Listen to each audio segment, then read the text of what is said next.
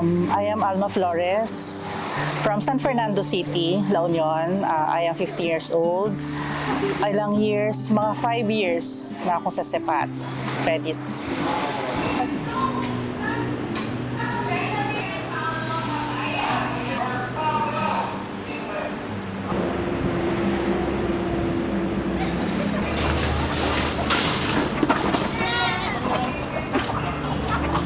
I grew up in Aringay, La Union.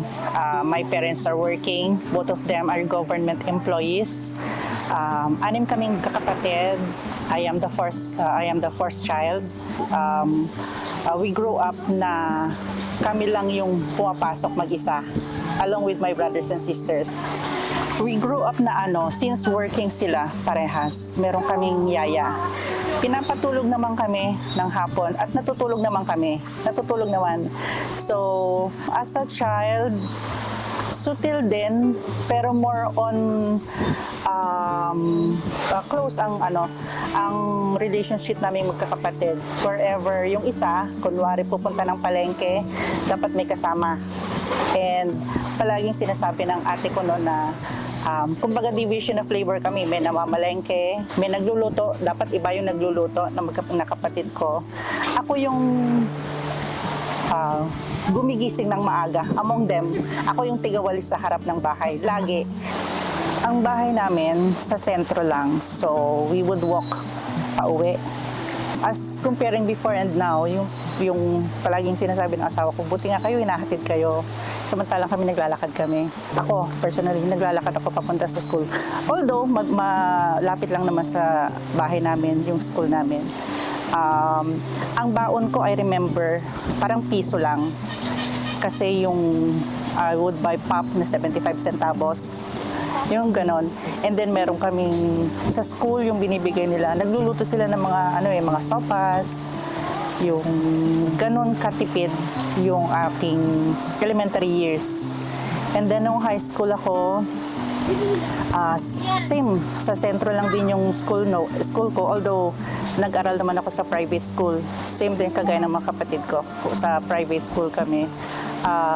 Ang tuition, hindi ko maalala kung magkano yung tuition, pero somehow naitataguyod naman kami ng aking mga magulang.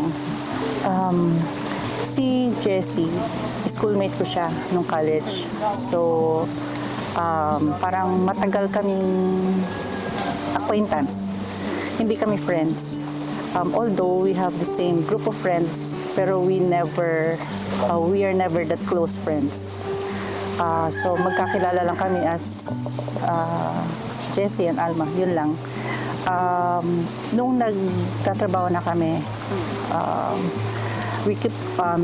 lumipat kami from Aringay, nag-rent kami kasi umalis na yung parents ko, nag-abroad na sila.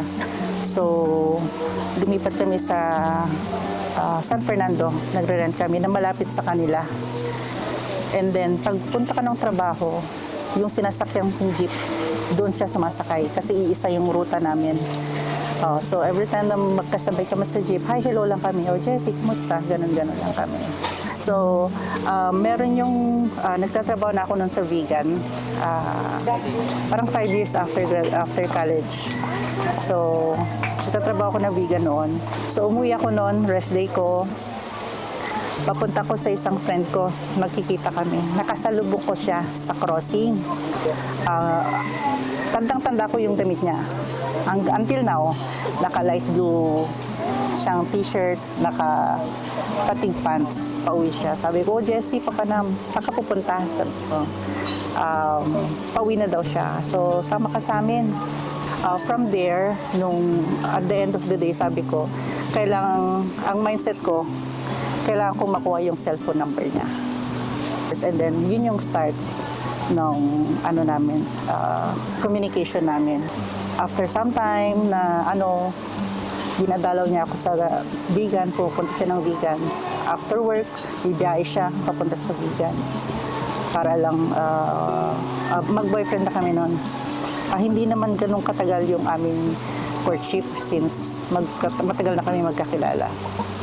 And then, yung boyfriend-girlfriend stage namin, hindi rin ganun katagal, mga 1 year, ganun. Because I was 29 that time, matanda naman na ako. So 1 year lang kami mag-boyfriend, girlfriend. And then, we decided na magpakasal.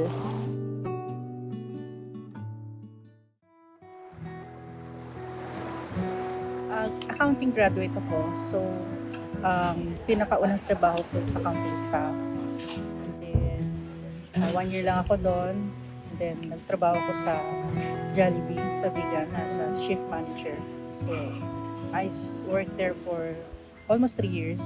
And then, nag-stop ako. Nag-asawa ako. And then, office job. Pagkatapos kong mga anak, nag-stop ako mag-work. Parang naging ganun yung aking pattern of employment before.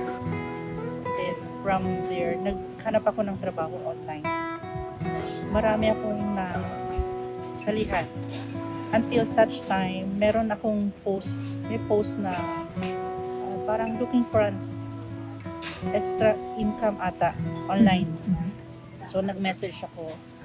It was Connie Alunday, Global Dominion before. So, I was grateful for Ma'am Connie Alunday na siya yung naging door na masama ako sa financing company. So, and then, when pandemic came, nawala ang mga lending companies. So, nag-isip ako, paano na? Nagkaroon naman ako ng mga clients sa financing company, sa second-hand car financing. Pero very short-lived lang siya. And then, when Sepat Credit came, it was Global SME muna. Kasi doon, yun ang una kong nakilala si Global SME. Since affiliate siya ni Global Dominion, so ni-refer ako sa Global SME. Hindi pa ako ganong umiinit with Global SME. So, may nagsabi sa akin si Ma'am Global, sa Sepat Credit siya. Sabi niya sa akin, tiniyam niya ako, Ma'am, gusto mo sa Sepat Credit? May Lane Panisares. So, Ma'am, gusto mo sa Sepat Credit? Maganda naman ang policies nila dun eh. So, ang napansin ko with Sepat Credit, maano sila eh, accommodating sila.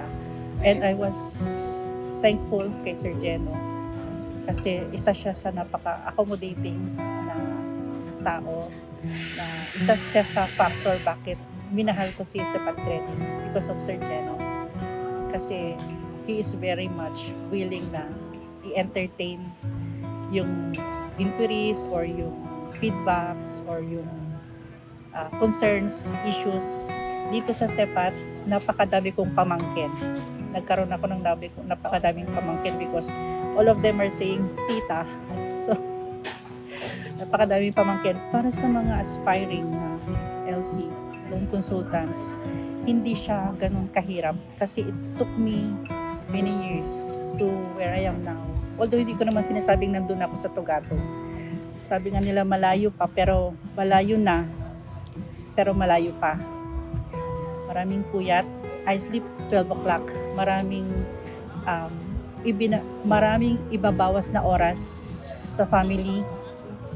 Maraming ibabawas na oras sa asawa, as sa mother. I'm just grateful na I work from home. It is a work from home. I'm just grateful kasi nandun ako.